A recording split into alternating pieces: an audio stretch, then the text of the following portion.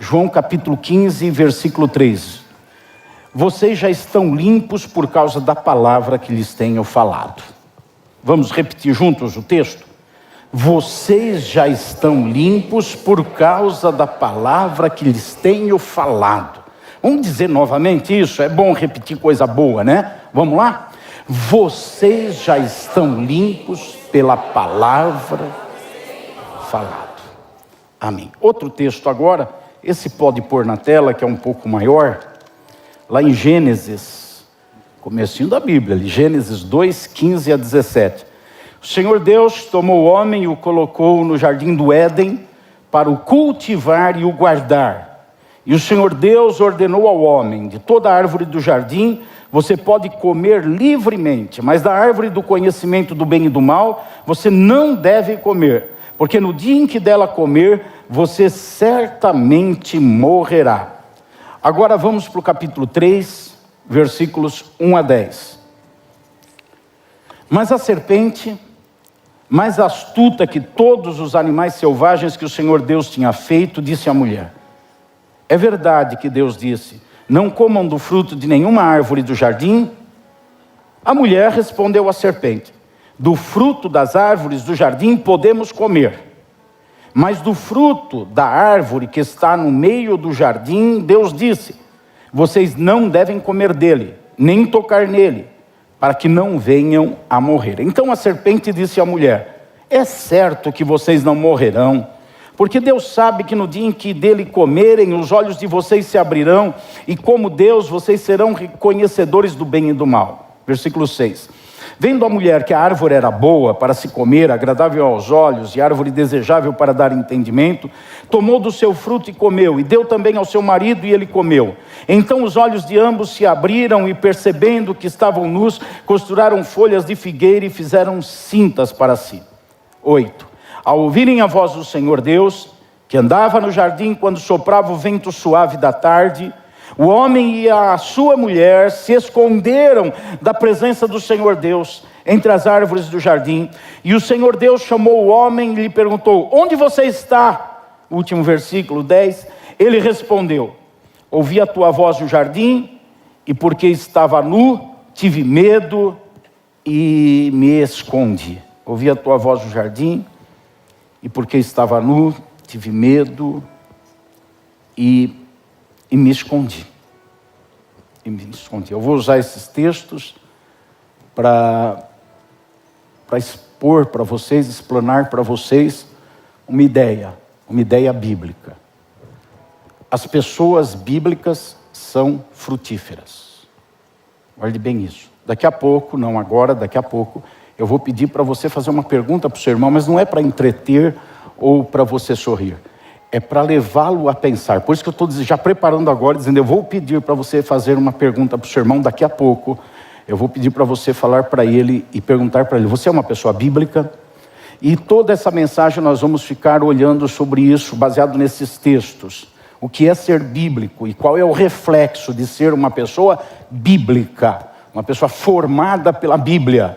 A Bíblia, a palavra de Deus, forma a pessoa. O que é isso? Como que isso se reflete?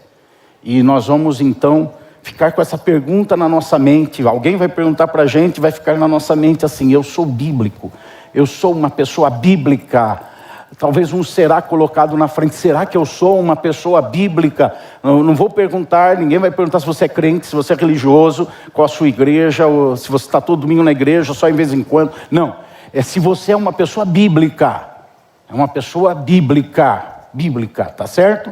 Então nós vamos usar esse texto para ver isso, se somos uma pessoa bíblica. Já vou pedir, antes da oração que vou fazer agora, pedindo a ajuda de Deus, eu vou pedir para vocês, por favor, já não comece a pensar: não, eu sou. Não, por favor, se dispa, sinta-se assim, como alguém que precisa pensar, refletir para entender se é uma pessoa bíblica. Porque ter cargo na igreja não garante ninguém ser uma pessoa bíblica, estar na igreja todo culto não garante, ser dizimista, orar, jejuar, não garante ser uma pessoa bíblica, não garante. Então vamos pensar se somos pessoas bíblicas, porque a pessoa bíblica, ela frutifica.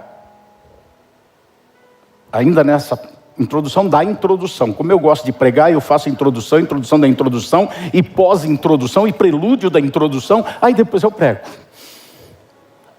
Tá? Então, ainda nessa introdução da introdução, eu necessito, eu peço para você, eu rogo para você, que você se concentre em descobrir, neste culto da manhã, se você é uma pessoa bíblica, sabendo que quem é bíblico frutifica. E como o Ricardo falou aqui, não fique pensando só em frutificar na questão financeira, prosperidade material. Tanto é que estamos falando de frutificação desde janeiro, e estamos falando de frutificação na evangelização. Já para tirar esse ranço de que frutificar é ganhar dinheiro, é ser rico, embora frutifica também para essa vida. Não excluímos isso, mas já estamos colocando uma base sólida. Frutifica na evangelização. Começa por aí, tá certo? Frutificar quer dizer, diga comigo, produzir, realizar, conquistar, multiplicar. E outras expressões são sinônimos no sentido bíblico de frutificar. Então, uma pessoa bíblica frutifica. Oremos. Pai, eu peço que o Senhor nos ajude, nos abençoe. E ajudar-nos, Senhor, é fazer-nos lembrar das coisas que o Senhor comunicou no nosso coração. A mim, primeiro, como pregador, que lhe busco para entender o que eu devo falar ao teu povo que o Senhor tanto ama, e ao teu povo com a lembrança da palavra e daquilo que tem a ver com o que está sendo ministrado, aplicando na vida deles. Nos ajude, Senhor, nos ajude dessa forma. Que a tua palavra não venha apenas como uma expressão de conhecimento, mas isso fique num segundo plano, e a tua palavra venha numa manifestação de revelação, porque é a revelação da tua palavra que nos chama para uma mudança de vida e nos chama para ações consistentes.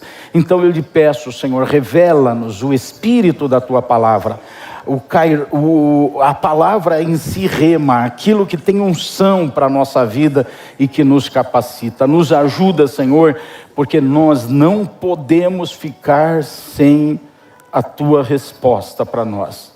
E queremos a tua resposta para a nossa vida. Dirige-nos a ela. Eu lhe peço em nome de Jesus. Amém, Senhor. Amém. Graças a Deus. Podem se assentar. Jesus disse, o apóstolo João registrou, que a limpeza na vida de uma pessoa acontece pela palavra. Outro dia eu disse aqui, não é porque eu prego que você está limpo. Eu prego oferecendo para você a possibilidade de limpar-se. Mas o ser limpo pela palavra acontece quando a palavra é praticada na nossa vida. Quando ela é dada, ministrada, e quem a recebe lembra dela, pensa nela. Quando surge a situação que ela precisa tomar forma, materializa a palavra. E isso produz limpeza espiritual. É isso que Jesus fala. Vocês estão limpos pela palavra que eu tenho falado para vocês. E nós percebemos que os discípulos foram sendo limpos.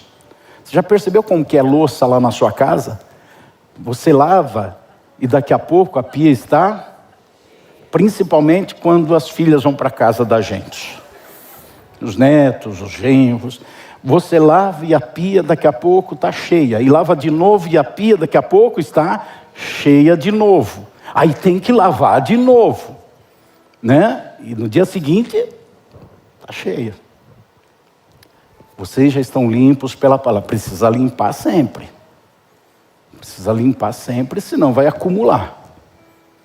Então a palavra tem que estar sempre sendo ouvida, sempre sendo entendida, sempre sendo praticada. Para ficar limpo. Não é aquilo limpa e ficar limpo para sempre.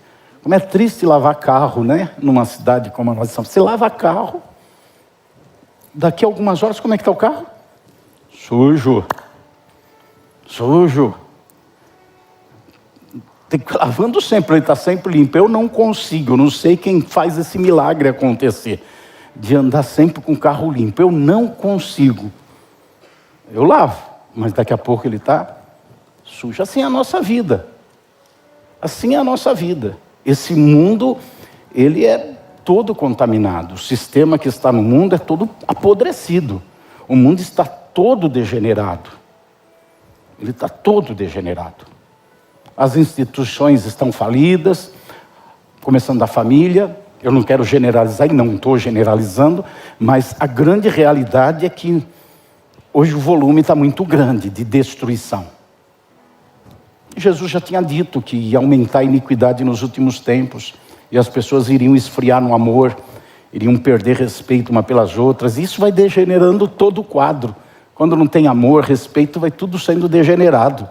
Outro dia eu estava num apartamento aqui, olhando de cima, mas teve uma briga tão feia na rua, e um senhor e uma outra pessoa, porque um carro chegou perto do outro, nem bateu, acho que deu uma fechada, sem querer, o motorista da frente, os dois saíram, ficaram uns 15 minutos xingando um ao outro, um do lado do outro, mas xingando que todo mundo que está num raio, não sei de qual distância, ouvia, com crianças no carro deles, a mulher sentada do lado, crianças pequenas no banco de trás, e os dois gritando, falando palavrões e impropérios assim, dos mais diversos. É um reflexo do mundo que está sujo, do mundo que está corrompido, e essa sujeira toda vai pegando no carro da gente, na louça da gente. Tem que estar sempre lavando. Quem não lava vai ficando encardido. Então tem que estar sempre lavando, sempre ficando limpo. E a palavra é que produz essa limpeza. Aí vem a pergunta: você é bíblico? Nós vamos pensar hoje nisso. Você é bíblico? Chegou o momento, pergunte para o seu irmão. Se concentre, espera aí, se concentre. Se concentre, porque ele vai precisar ficar pensando isso, se ele é uma pessoa bíblica. Pergunta para o seu irmão agora: você é bíblico? Irmãos, agora, a resposta a essa pergunta não é subjetiva, ela é objetiva. O que eu quero dizer? Eu quero dizer que existem perguntas que a resposta é subjetiva. Por exemplo, duas pessoas estão conversando e dizendo assim, uma para a outra: o pastor Joel é bonito? É uma resposta subjetiva. Vai ter um que vai olhar e falar assim, um sábio: é lindão. É lindão. Mas o outro, acredite, o outro vai ter a insensatez de dizer que é feio. E não é maldade, é que ele acha feio mesmo. E infelizmente tem que ser respeitado, porque a resposta a essa pergunta é subjetiva. Ela não é objetiva. É uma resposta subjetiva. Depende de uma série de fatores. E cada um tem o direito a dar uma resposta, embora deveria ser proibida a segunda resposta. Mas cada um tem o direito de dar uma resposta, sem infringir nada, sem quebrar nenhuma norma, sem prejudicar nenhum contexto. Porque é uma pergunta de resposta subjetiva. Fulano é bonito? É subjetiva a resposta. Depende do padrão de avaliação de cada um. Mas a pergunta, você é bíblico? Ela exige uma resposta objetiva e direta, sem nenhuma possibilidade de interpretação. Porque para ser bíblico existe todo um parâmetro construído na palavra de Deus que indica quem é bíblico. Então quem é bíblico é uma pessoa que é assim, assim, assim. Quem não é assim, assim, assim, não é bíblico. Ponto final. Não é uma questão de eu acho que é, eu penso de acordo com a minha forma de ver. Porque quando a gente fala de beleza, nós estamos falando conforme a forma de ver de cada um. Mas quando nós falamos uma pergunta dessa, e não é só essa, mas por exemplo, você é santo, você é salvo, você é bíblico, você é de Deus, a resposta já não é mais subjetiva. Não é a forma de ver de cada um. Existem parâmetros definidos que vão declarar se é ou não é. Então, quando nós perguntamos para nós mesmos, eu sou uma pessoa bíblica, nós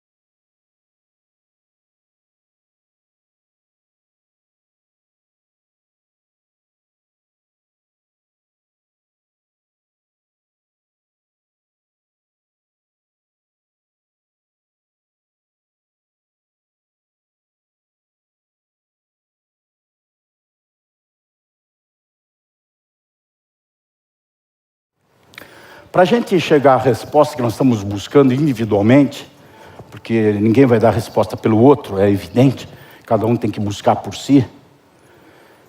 Para que a gente possa buscar essa resposta, a gente precisa tirar algo que todos nós temos, a capa da religiosidade. Todos nós temos a capa da religiosidade. Alguns pegam essa capa e guardam lá no guarda-roupa, que nem acontece quando começa o verão. Pega aquelas roupas de inverno, pesadas e grossas, põe numa gaveta, põe lá num baú da cama, põe lá em algum lugar, no armário, que nem é visitado. E fica lá. E fica lá meses. Dependendo do tempo, fica até mais que isso, até esquece dessa roupa lá. Então, alguns têm a capa da religiosidade desse jeito. Está lá, mas tem, é deles. Eles têm a capa, você tem. Você tem, eu tenho. A capa da religiosidade. Fica lá guardada, fica escondida. Alguns usam em vez em quando a capa da religiosidade. Tem gente que não consegue ir para a igreja sem a capa da religiosidade. Pode estar frio, calor, inverno, verão, 30 graus, 10 graus, não importa, vai sair para a igreja, tem que pôr a capa da religiosidade. Aí mete a capa da religiosidade e vai para a igreja. Mas quando vai trabalhar, tira a capa da religiosidade. Quando encontra o irmão, tem gente que carrega a capa da religiosidade no bolso, porque está andando sem nada de religião. Encontra o irmão na rua, já pega a capa da religiosidade. Paz do Senhor.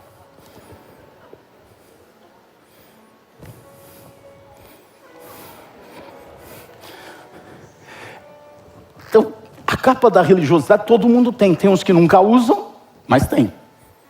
E tem uns que nunca ficam sem usar. Estão sempre usando. E alguns usam de vez em quando. Para a gente responder se somos bíblicos, tem que tirar a capa da religiosidade. Porque a capa da religiosidade é um engano brutal. A capa da religiosidade é pinga, é 51, deixa a pessoa embriagada. Ela não discerne bem, ela não entende bem o que está acontecendo.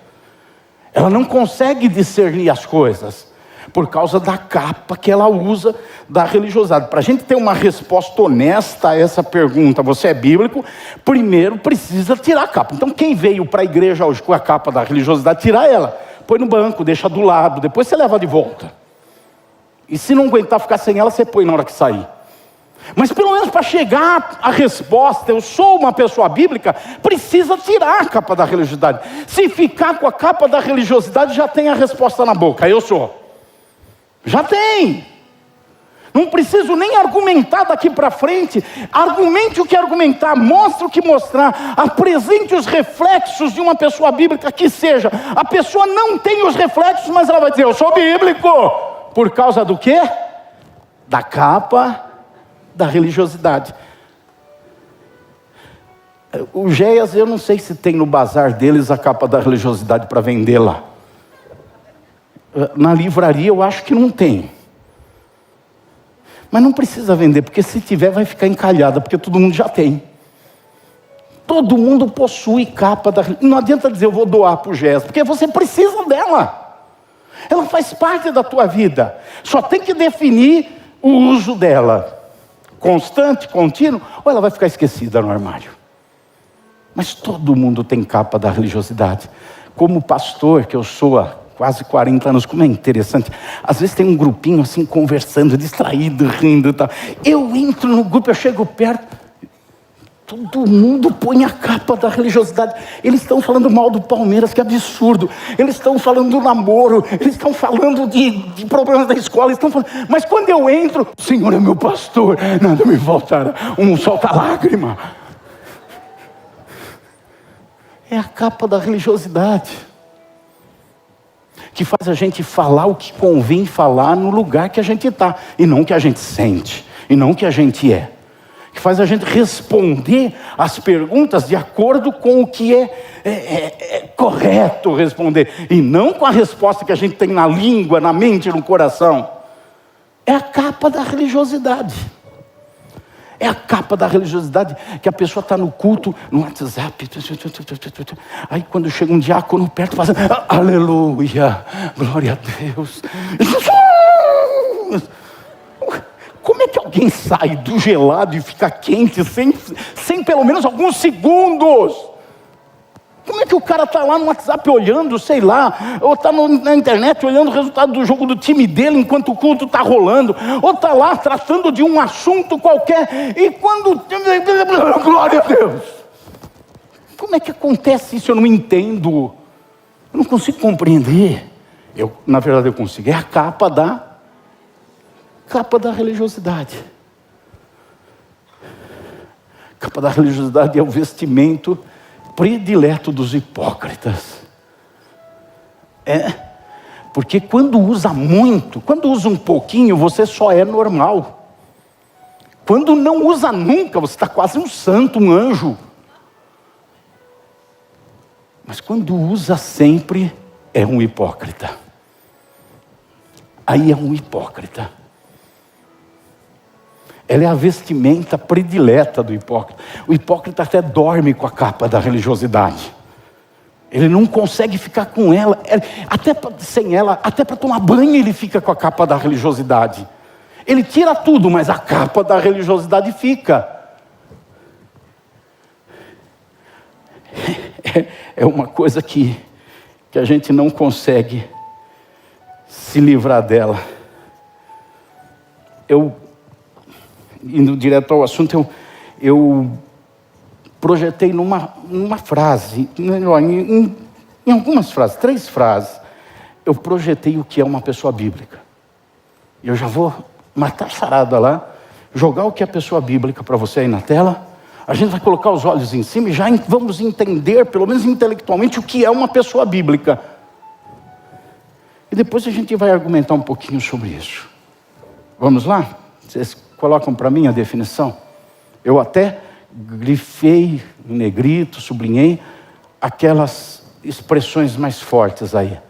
Vamos lá. Pessoas bíblicas tomam a palavra de Deus como verdade absoluta, expressa na forma de mandamentos, ordens, que não são pesados.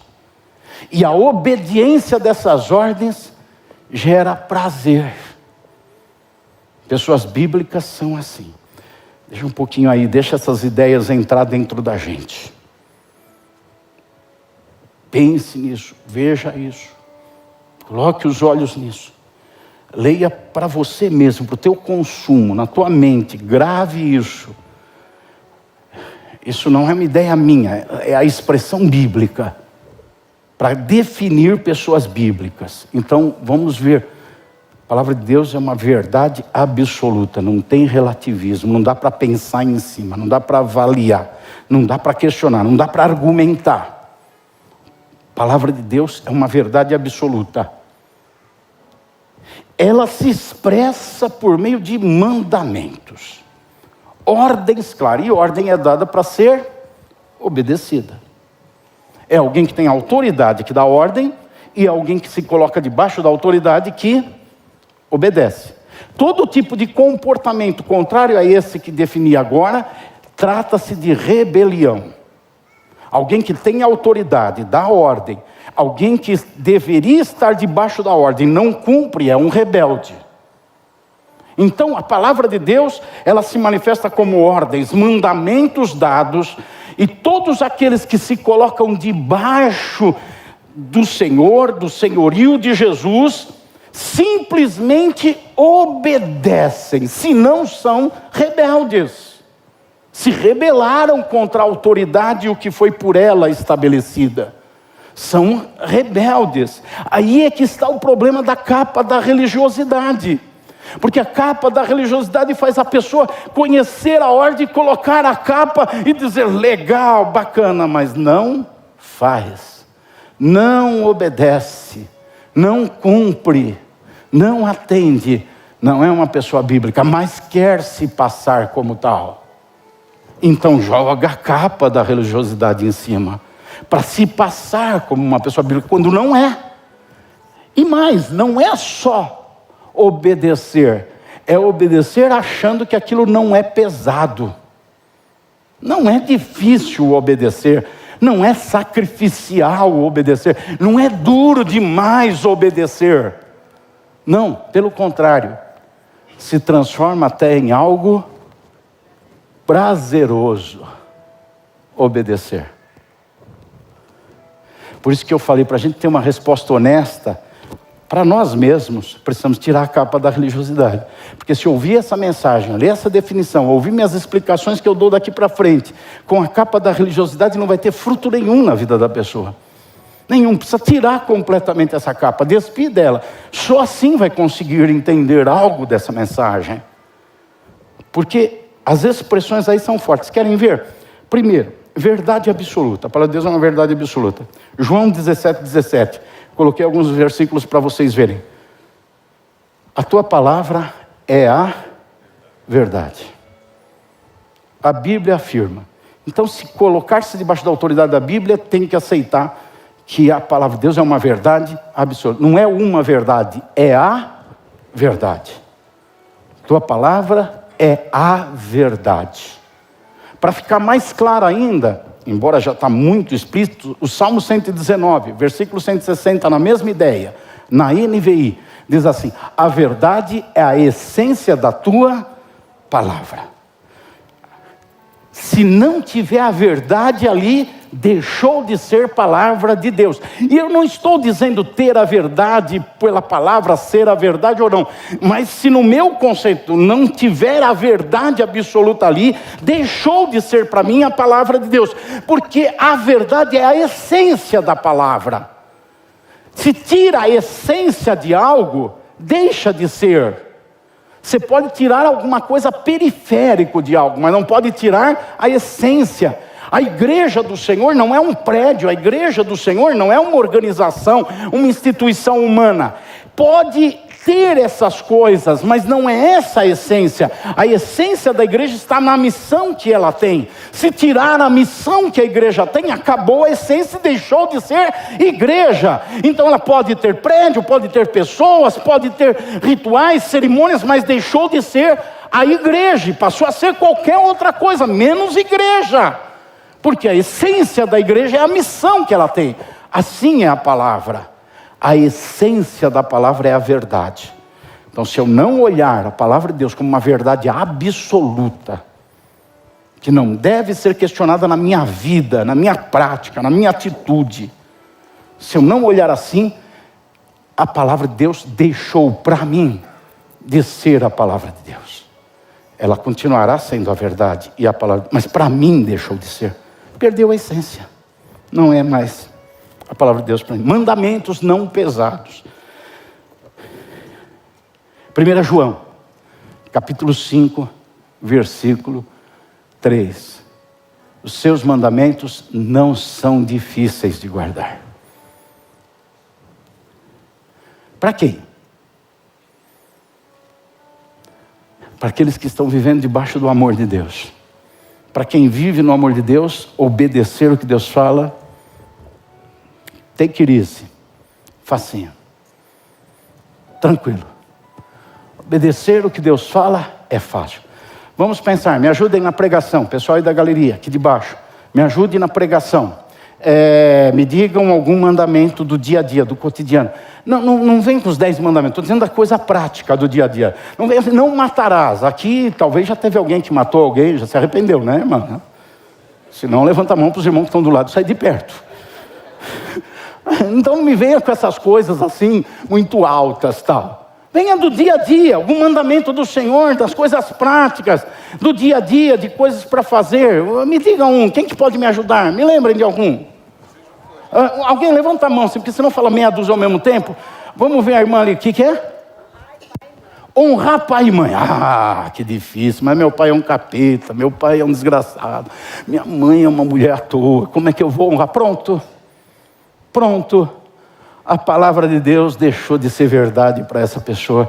É um mandamento pesado demais. Você não sabe, nem Deus sabe como é meu pai e minha mãe. Eu não honro porque meu pai e minha mãe...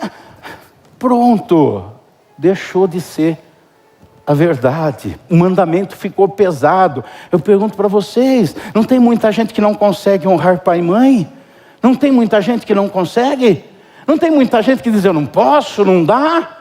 Porque a palavra de Deus não é verdade absoluta para a pessoa. A palavra de Deus não é verdade absoluta. Consequentemente, os mandamentos de Deus são pesados. Quem mais? Sejam cordiais uns com os outros. Sejam cordiais uns com os outros, meu amado irmão Vanderlei. Sejam cordiais, gentis, praticar gentileza, não ser grosso. Fala para o seu irmão, não seja estúpido, estúpida, irmã. Não seja grosso na forma de ser, de falar, de tratar. É um mandamento: sejam cordiais uns com os outros, respeitosos, tratem com deferência. Serve para a família também, para marido e mulher. Sejam cordiais uns com os outros. É mandamento, não é sugestão. Ah, mas não dá. Meu temperamento é grosso e estúpido. Não tem ninguém que ganha de mim no temperamento aqui. E eu estou quase uma moça. No temperamento não tem ninguém que ganha. O pessoal das antigas, quando entra no meu gabinete, entra naquela desconfiança. É o AC ou o DC agora? Quem vai tratar comigo? Então não tem ninguém que entende melhor desse negócio de temperamento, de ser bravo, do que eu. Não tem. Mas eu não consigo, meu jeito de ser. A palavra de Deus não é verdade absoluta para você, irmão. Coloque, tira a capa da religiosidade, põe de lado e entende isso. Não é. Aí o mandamento de Deus, sejam cordiais. É pesado, é difícil, não dá. Não dá. A palavra de Deus ficou pesada. O mandamento ficou pesado. Quem mais? Outra coisa, vamos lá. Ali Paulo, primeiro Paulo, depois a gente vem aqui. Ame os seus inimigos. Ih, aí dá pano para a corda. Ih, lá no escritório. Ih, no grupo pequeno. Ih. Aí da novela, daquelas séries de 28 episódios. Ame os seus inimigos. Quem que faz mal? Porque aí desdobra o mandamento. Aquele que te amaldiçoa, você abençoa. Aquele que faz mal, você paga o mal com o bem. Você recebe no coração aquele que não te recebe. Aí vai desdobrando. Mas com a capa da religiosidade. Não, eu amo, mas não quero nem ver perto. Eu amo, mas não quero relacionamento. Eu amo, mas não me venha dizer que eu tenho que aceitar aquela pessoa. É a capa da religiosidade que faz a pessoa dizer: eu obedeço, eu amo meus inimigos. Mas o que a Bíblia diz sobre o que é amar os inimigos, não faz. Não consegue, é pesado demais. Mas não vamos ver esse episódio inteiro não. Quem mais levantou a mão? Ali, depois alguém na galeria, para não ficar... E aí já não é episódio, é novela da Globo. Perdoar. Perdoa 70 vezes 7 ao dia. Perdoa. Aí vem os desdobramentos. Quem perdoa não tem mágoa, não tem ressentimento, não tem aversão. Quem perdoa não consegue ficar engasgado com a pessoa, porque perdoou. A capa da religiosidade: não, eu já perdoei, mas se passar na minha frente eu atropelo. Você é instrumento de Deus para acabar com aquela praga, mas eu perdoei. É a capa da religiosidade na pessoa. Ela está coberta com a capa da religiosidade. Então o que Deus fala é relativizado, não é verdade absoluta. Não tem uma atitude coerente com o que Deus dá como mandamento. Perdoar, meu Deus, que vocês estão mexendo fundo. Eu estou mandando vocês falar para ninguém dizer que eu enderecei. Vocês estão pondo a bola na marca do pênalti. Eu estou que nem Rafael Veiga. Vocês é que estão colocando lá. Em cima, galeria, alguém? Lá. Hã? Mas vocês estão acabando com vocês. Sejam puros sexualmente.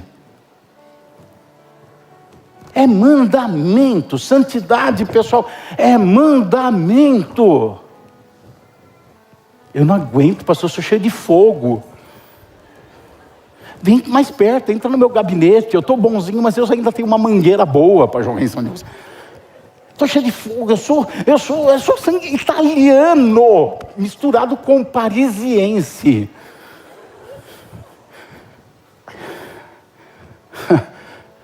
Mas é mandamento, se conter. Guarde seu cabrito aí.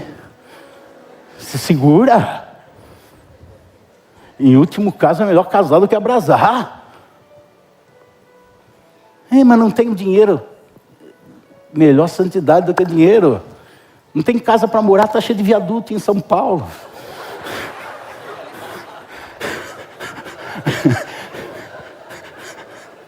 Mas apaga o fogo. Apaga o fogo. Gente, eu não vou continuar, a gente vai ficar só nisso aqui. O que nós precisamos é todos nós entender que os mandamentos de Deus não são pesados, quando a palavra de Deus é uma verdade absoluta expressa por meio de mandamentos que não são pesados. Então, isso é ser bíblico. E não é só não ser pesado, é prazeroso obedecer a Deus. Ainda segura o fogo com prazer. Perdoa de forma prazerosa. É cordial, com alegria de ser cordial. Não é aquilo forçado, não é fazer a coisa que tenho que fazer. A pessoa bíblica se coloca debaixo da verdade absoluta como uma ordem clara de Deus para a sua vida, pratica aquilo de forma prazerosa porque não é pesado para ela. Porque ela é uma pessoa bíblica. Quem não é bíblico vai ficar cheio de grilos nesse processo. Vai ficar cheio de dificuldades no meio desse processo. E lembre-se, o tema dessa mensagem, que é uma versão, é uma expressão bíblica da palavra. Pessoas bíblicas são frutíferas. Pessoas bíblicas pisam, conquistam. Põem a mão, são abençoados. Falam, acontece. Prosperam. Produzem. Realizam. Tem pessoas, como o Ricardo disse, eu enfatizo, porque estava até no meu contexto de mensagem também, tem pessoas que acham, sempre ligam com a área financeira. Não é. Prosperar em família não depende de área financeira. Fazer uma mulher ser feliz, fazer um marido ser feliz, não depende de dinheiro. Pôr a mão num casamento e fazer aquele lar ser um lar abençoado não depende de casa nobre, de riqueza. E as pessoas bíblicas põe a mão e abençoa, a família é abençoada, os filhos são abençoados, a casa é abençoada, porque são pessoas bíblicas. Onde puser a planta do teu pé, eu te darei. Onde pôr a mão vai conquistar, o que falar vai acontecer, eu vou acompanhar com sinais. Pessoas bíblicas. Eu já confessei para vocês aqui, que eu ficava orando e pedindo sinais de salvação de almas, e Deus me falou, você só prega no púlpito. Começa a pregar por toda parte, como os apóstolos faziam. Hoje eu estou falando em todo lugar. Eu prego aqui no domingo. E todos os meus dias, em todo comércio que... Quase todos. Comércio que entro, pessoas que eu encontro. Às vezes deixo o carro em casa, pego o Uber só para falar para o motorista do Uber sobre Jesus. Sobre a salvação, sobre a necessidade dele. E se ele não aceitar Jesus, ele vai para o inferno. E eu vou direto.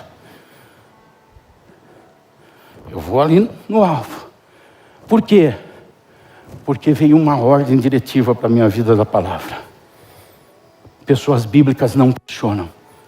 Eu falei para o presidente nacional, estávamos almoçando essa semana, pastor Bergamin. Ele falou, você está agora falando em todo lugar, né? Eu falei, estou falando. Ele falou, você não era assim não. Eu falei, não, era metido a pastor. Eu não era não. Eu achava, sou pastor, meu negócio é ovelhinha. Tem umas ovelhas que berra tanto, mas meu negócio é ovelhinha. Eu fico cuidando, Deus me chamou para ficar cuidando de ovelha. Desculpa, argumentação da minha cabeça. Todos são chamados a dar testemunho de Jesus Cristo em toda parte. E tem gente que, lá vem quem não é bíblico, eu dou testemunho, calado. Eu não falo nada, eu deixo as pessoas verem Jesus na minha vida. A Bíblia diz, prega. Como crerão se não tiver quem lhes... fale, se não ouvirem. Isso não utiliza o testemunho, mas tem que falar. É ordem bíblica. Quem é bíblico, o mandamento não é... eu sou tímido. Como que se dissesse, a ordem bíblica só vale para quem não é tímido. Quem é tímido, a ordem de Deus não vale. Não é porque é tímido, é porque não é bíblico. Porque o mandamento de Deus para quem é bíblico é ordem. E isso não é pesado e gera prazer. Quer ver o prazer? Salmo 1 e 2. Versículo 2, aliás. Salmo versículo. O seu prazer está no quê? Na lei, no mandamento, na ordem do Senhor. Aí as pessoas gostam, né, desse salmo, porque diz, na sua lei medida de dia e de noite. A lei é para ser meditada, para ser pensada, para ser entendida. Mas ordem é para ser obedecida. Não, eu medito toda noite em não adulterar, e depois eu vou adulterar. Eu medito toda noite em ser cordial, e depois eu trato as pessoas com brutalidade.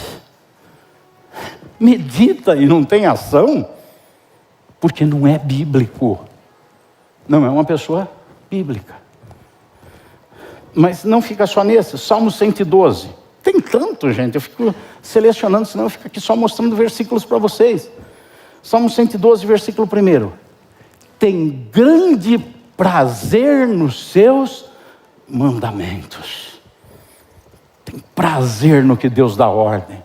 E o prazer no que Deus dá ordem não é meditar ou conhecer, é fazer, porque a ordem é para ser obedecida. Bom, vamos agora pregar. Olhando para Gênesis, eu vou fazer uma aplicação rápida aqui para a gente terminar logo, tá? Fazer uma aplicação rápida aqui em Gênesis. Eu falei em um determinado momento da mensagem que enquanto Adão e Eva estavam lá, debaixo das ordens do Senhor, obedecendo, tudo estava dando certo, tudo estava fluindo no jardim. Tudo que Deus tinha para eles estava acontecendo. Porque eles estavam olhando a ordem de Deus como um mandamento, que não era um pesado, e eles tinham prazer nisso, em cumprir. Vamos entender o que aconteceu ali no Éden. Primeiro vamos ver que eles tinham mandamentos. Capítulo 2, versículo 15, fala que eles deveriam cultivar e guardar o jardim. Eles não estavam lá o tempo inteiro olhando para cima. Eles estavam lá trabalhando, eles estavam lá cuidando do jardim e guardando. Tudo isso enquanto a palavra de Deus era uma ordem dada, era verdade, tinha que ser obedecida e prazerosamente. Eles estavam cuidando do que Deus tinha dado para eles cuidar. Lá no jardim, cultivando e guardando. O versículo 16 e 17 indica que eles podiam comer isso e não podiam comer aquilo. Vocês podem comer disso e não podem comer daquilo. Ordem. E eles estavam obedecendo, tudo tranquilo. E o que eles não podiam comer não fazia mal para eles, não poder comer, estava tudo sossegado. Eles estavam fazendo o que Deus falou sem nenhuma crise, sem nem, vou ficar, eu não posso, eu tenho. Não! Eu tenho que comer disso, comiam com naturalidade, com prazer, Deus falou, é isso mesmo. Não pode comer aquilo, então deixa aquilo de lá, não é para comer, não precisa, não é, eu quero tanto, não. A palavra de Deus era verdade para eles, absoluta, expressa por mandamentos que não eram pesados e que produziam neles prazer. Então come, como? Tranquilo, não come, legal, não como, pronto, resolveu. Eram bíblicos. Estavam pegando os mandamentos e obedecendo. No versículo 19 do capítulo 2, e no contexto do versículo 19, fala que eles tinham que cuidar dos animais. Dar nome, cuidar, definir, tratar, organizar os bichos lá de toda a floresta, de todo o jardim.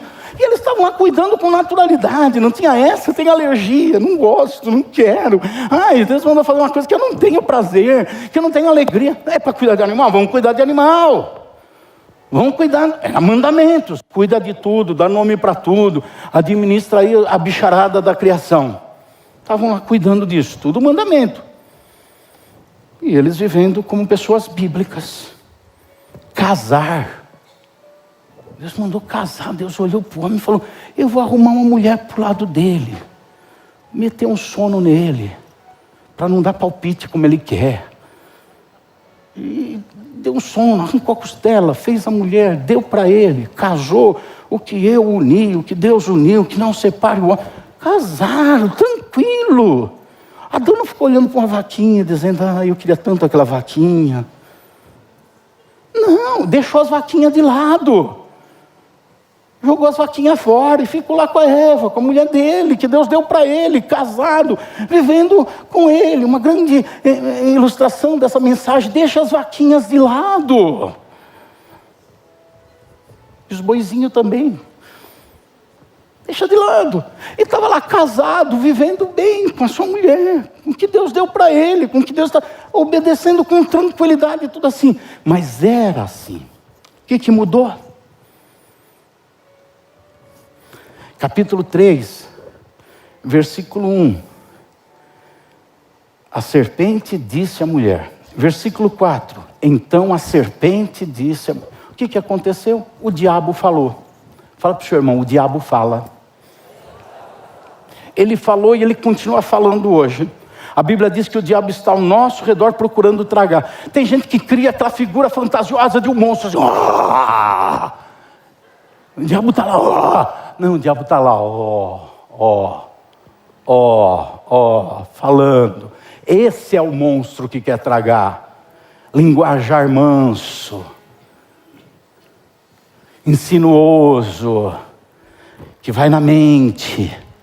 Que desce no coração, uma palavra, às vezes, que a gente quer ouvir até, e falando para a gente, despertando a gente para algumas coisas. É assim que o diabo fala. Mas o problema não é o diabo falar, é a gente ouvir e iniciar um diálogo. Versículo 1 e 4, o diabo falou. No capítulo 3, versículo 2, a mulher respondeu, pronto, nasceu um bate-papo. Nasceu uma conversa. Enquanto o diabo fala, ele pode falar sozinho. Você já deixou alguém falando sozinho? Alguém está falando, seja sincero, você está envolvido com outra coisa e alguém está falando, você não presta atenção? Você quer ver eu deixar a Leonor falando sozinha? Final de campeonato, que o Palmeiras está em todos. O jogo acontecendo, 40 minutos do segundo tempo. Ganhando como sempre acontece, desculpem os demais. Ganhando como sempre acontece. Só de 1-0, que só ganha de 1-0 também. 44 minutos do segundo tempo. Outro time atacando, vem a Leonor falar comigo. Você gosta de pudim, hã? Você viu o que aconteceu na igreja? Eu fico, que igreja?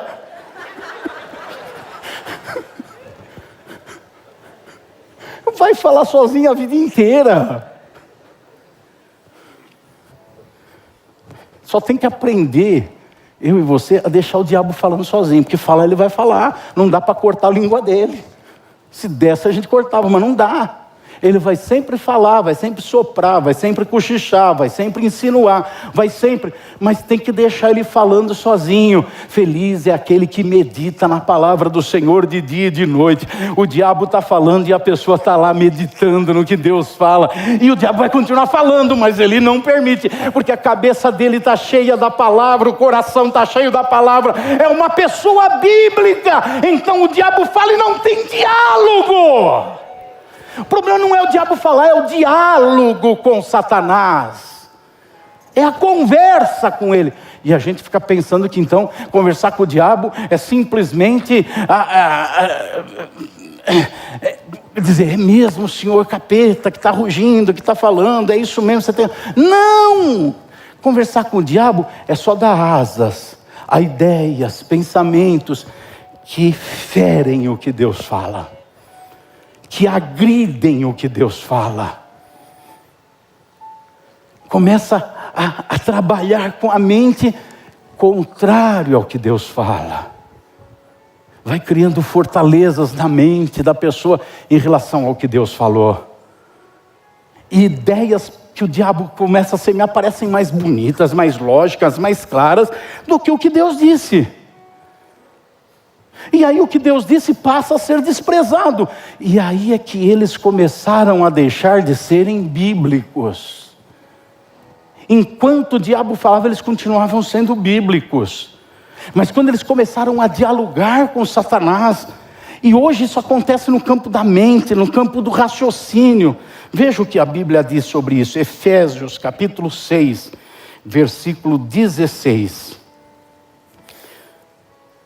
falando sobre a armadura espiritual, diz que devemos sempre segurar o escudo da fé, com o qual poderão apagar todos os dardos inflamados do maligno. Vamos trazer para essa mensagem as palavras serem desprezadas, deixar o diabo falando sozinho, isso é apagar os dardos do maligno. Vocês sabem que dardos era uma linguagem comum naquele tempo, inimigos também, os povos viviam em guerras, mais ou menos como hoje também, mas naquele tempo muito mais volumoso e natural. Os povos viviam em guerra, e a pior arma não era uma bomba atômica, era um dardo inflamado, uma seta com veneno na ponta, mas uma seta daquelas de arco, que quando atirada na pessoa, ou colocada num dardo em si, numa lança, quando feria a pessoa, se abria a ponta da seta, e o veneno ia para dentro da pessoa e se espalhava dentro dela, entrava na circulação sanguínea e matava ela em questão de minutos, porque era um dardo inflamado jogado na pessoa, que ia matá-la. E Paulo, fazendo essa alusão, essa alegoria, essa comparação, ele diz assim: vocês devem segurar o escudo da fé, devem pegar o escudo da fé. Uma pessoa bíblica pega um escudo da fé. O diabo veio com dardos inflamados sobre Jesus, lá na tentação do deserto. Faça isso, Jesus pegou o escudo da fé. Faça aquilo, Jesus pegou o escudo da fé. Fale daquele jeito, Jesus pegou o escudo da fé. Uma pessoa bíblica pega o escudo da fé e apaga os dardos inflamados de Satanás. Quem não é bíblico fica batendo papo com ele na mente, fica batendo papo com ele. Quem é bíblico usa o escudo da fé. A fé vem pelo ouvir. Usa o escudo da fé. A palavra que gera fé e apaga o dardo de Satanás. Obrigado. O que aconteceu com eles? Deixaram de ser bíblicos. E quando eles deixaram de ser bíblicos, sabe o que aconteceu? A voz de Deus passou a ser estranha, passou a incomodar. A voz de Deus já não era prazerosa. A Bíblia diz que na viração do dia Deus ia lá falar com eles todos os dias, visitava eles. E eu fico imaginando, não sei quanto tempo, mas ficava lá. Eles ficavam batendo papo, eles ficavam conversando. Deus falava e eles respondiam. Como é que está o galo lá? Não, não é você, é o outro galo. O galo lá da Bíblia. Como é que está o galo? Cadê o galo aqui? Ah, o nosso galo, não é o galo daqui. É o galo de lá. Como é que está o galo? E a galinha? Nenhuma alusão. Como é que está o galo? Como é que estão os peixinhos? Como é que estão os peixinhos? Como é que está o avestruz? Está bem, tá. Eles ficam batendo papo. Tudo normal. Mas depois que deixou de ser bíblico, a voz de Deus ficou estranha. Passou a incomodar. Pessoa que não é bíblica, com um pregador como eu, fica incomodado. Tem gente que me odeia tanto, nem sabe meu nome direito. Me odeia tanto. Às vezes eu escuto falar de gente que nunca me viu, nunca conversou comigo, nunca fiz nada para ela, não gosta de mim. Outro dia na internet alguém falou assim: pastor, eu não gosto de você. Eu falei: mas por quê? Não sei, mas não gosto. Você me conhece? Não, não conheço. Eu penso: ué, sou eu ou ele que é louco? Qual dos dois? Por que você não gosta de mim? Não sei, mas não gosto.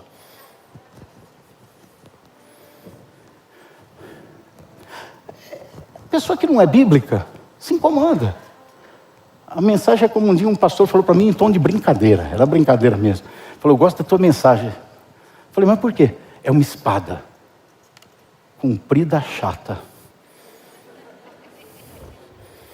Então a pessoa que não é bíblica, a palavra de Deus é chata. O momento do culto da palavra de Deus é um momento de distração para ele.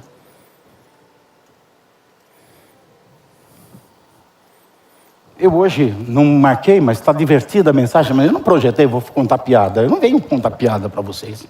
Eu venho pregar a palavra. E tem gente que não gosta. Das piadas gosta, mas da palavra.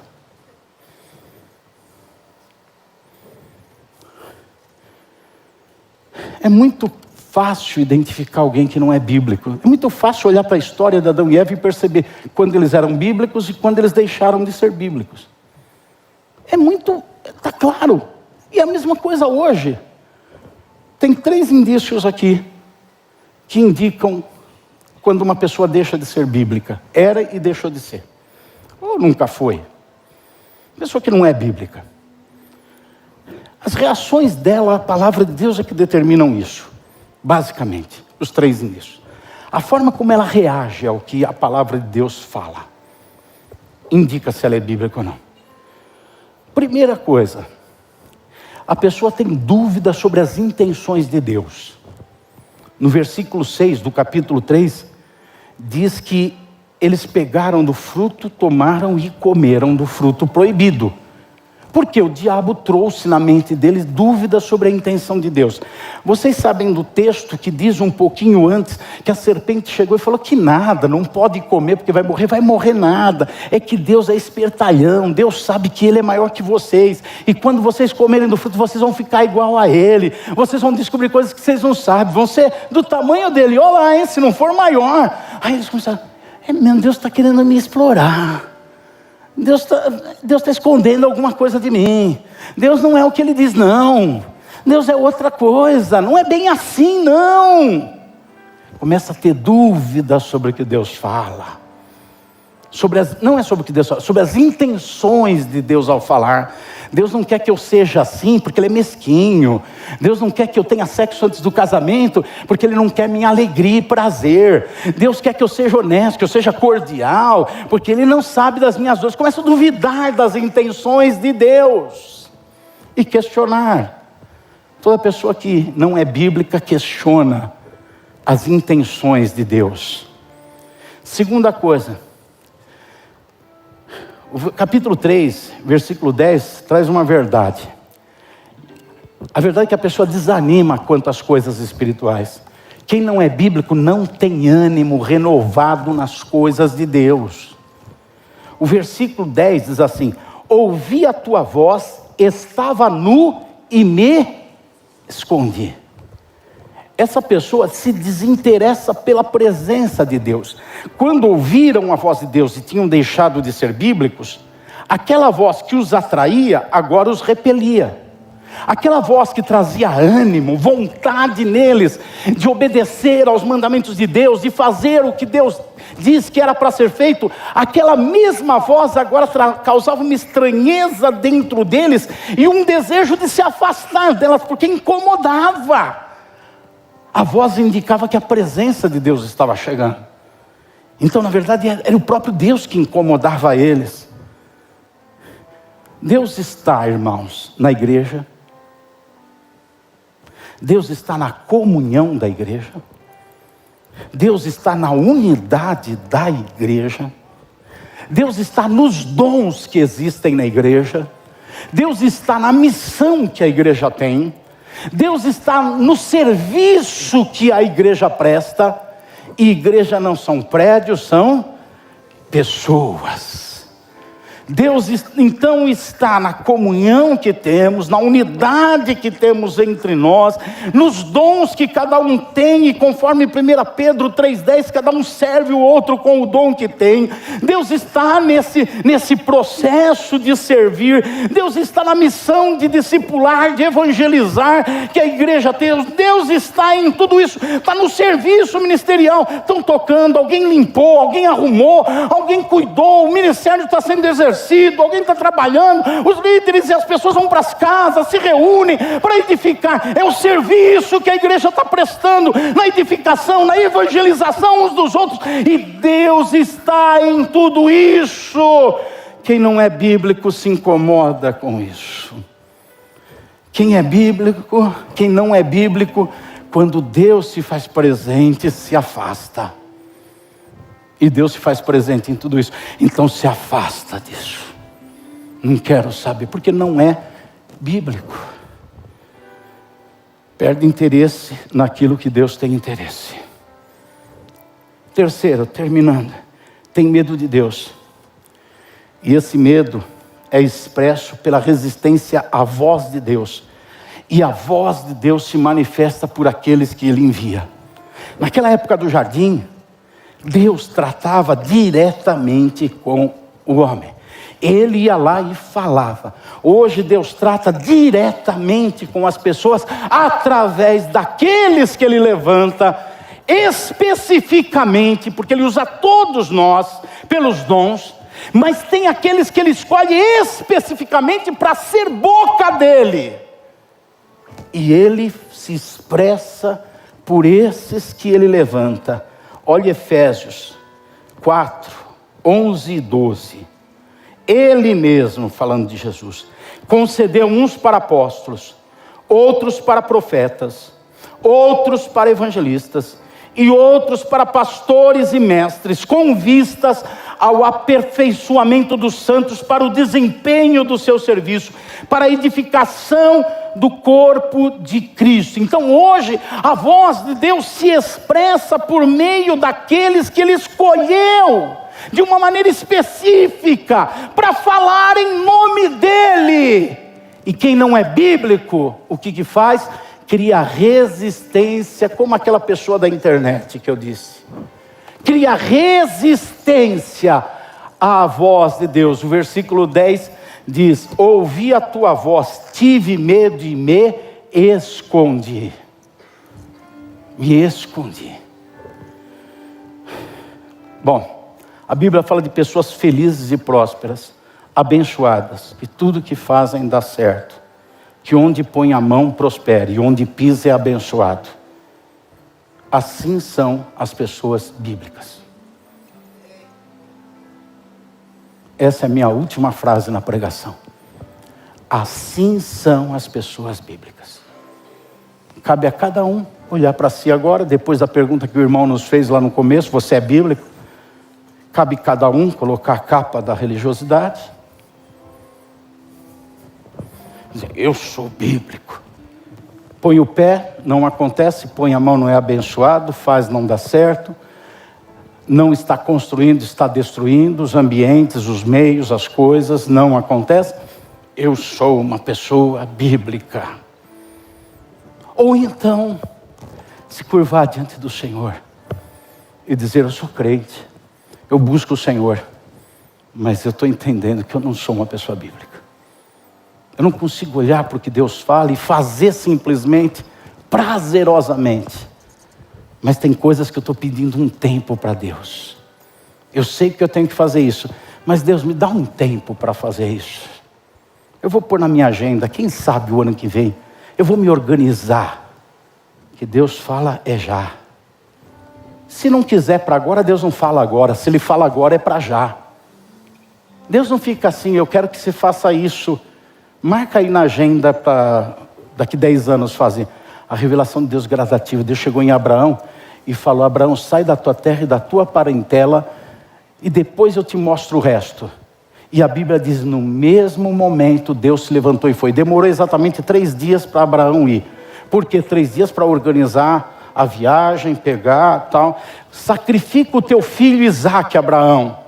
A Bíblia conta que Abraão pegou o filho e foi lá. Demorou também 2 ou 3 dias para Abraão ir, porque ele teve que organizar as coisas para ir. Mas daquela hora que Deus falou: vai lá e sacrifica o teu filho, ele já pôs no coração: eu vou lá sacrificar o filho. Ele só tinha que avisar a mulher, estava com medo de apanhar da mulher. Ele tinha que preparar a lenha, ele tinha que preparar os empregados, a organizar para ir. E ele fez aquilo. Tem gente que fica 3 anos. Deus mandou fazer: estou organizando, estou pensando, estou 10 anos, estou organizando, estou pensando, eu vou fazer, um dia eu faço, como se Deus estivesse sujeito à agenda dele. Como se Deus falasse: não, eu me sujeito ao teu tempo. Não, o nosso tempo, Cronos, não é conhecido por Deus. Ele conhece o Kairos, que é o tempo dele. Deus não olha a nossa agenda pelo nosso relógio, Ele faz a nossa agenda pelo relógio dele. Pessoas bíblicas estão com o relógio dele funcionando e não com o seu relógio funcionando. E é já. O que Deus dá ordem é já.